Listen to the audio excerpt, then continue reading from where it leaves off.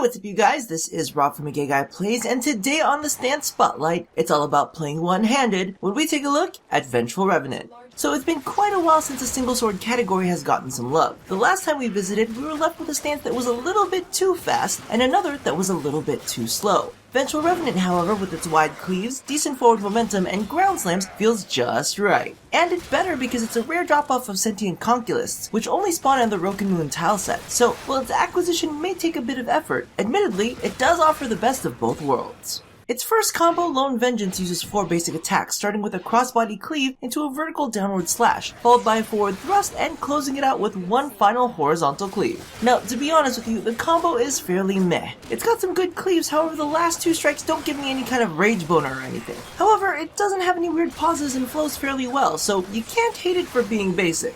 Its second combo, Impending Dread, uses a 2-pause-5 to follow the first 2 basic attacks with a duo of horizontal cleaves into a 360 overhead swing followed by an overhead crossbody slash, which rotates into a second crossbody slash that finishes by driving the blade down into a ground slam. Now, this is where shit starts to get really cool. Every strike in this combo feels incredibly deliberate with a slight pause before each strike. The 360 overhead is great for snagging headshots, and the ground slam is fantastic for opening up finishers on anything that hasn't already been brought down. Rising Hate is its third combo and uses a 1-block forward to follow the first basic slash with a fancy blade wind up into a 360 spinning slash into a fancy figure 8 flick of the blade, followed by another forward thrust into an upward thrust, then thrusting downward into a ground slam. This one's got a lot of fancy thrusting and I think I like it, but not 100% love it. While the flourishes in this one remind me of a bullfighter, I have to admit that I would just prefer hacking someone into little bits. However, it is super easy to pull off and has a definite cool factor to it, so I guess that bridges the gap.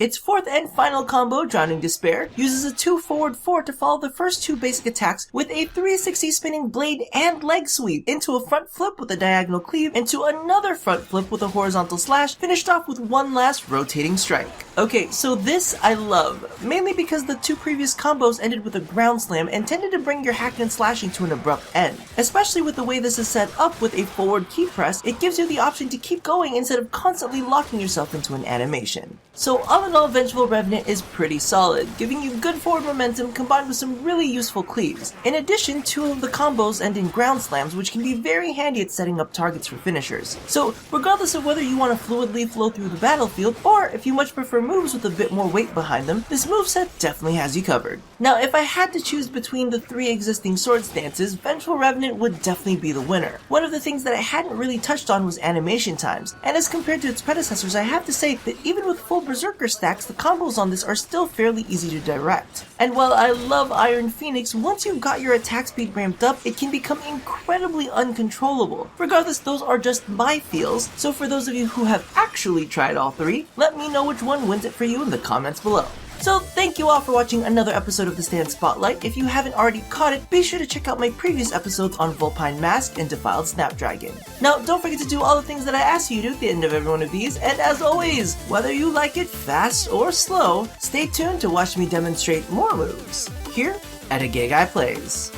So sometimes when you're recording, you're like, oh my god, this is going to be a great clip, and then somehow it just always goes to shit.